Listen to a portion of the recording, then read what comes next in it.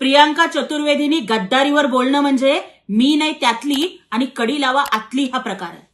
प्रियांका ताई, तुम्ही दीवार चित्रपटाचं उदाहरण देताय.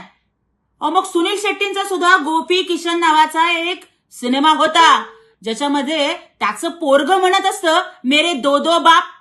मग राज्यसभेच्या तिकिटासाठी काँग्रेस सोडून शिवसेनेत आलेल्या तुम्हाला आम्ही हेच उदाहरण द्यायचं का? पण आमचे संस्कार आम्हाला ती परवानगी देत नाहीत.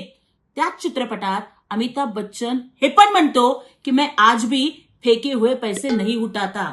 पण प्रियांका ताई उबाठानी फेकलेले पैसे आपल्या पर्समध्ये ठेवतात म्हणून त्यांनी भुंक म्हटलं की त्यांना भुंकावं लागतं.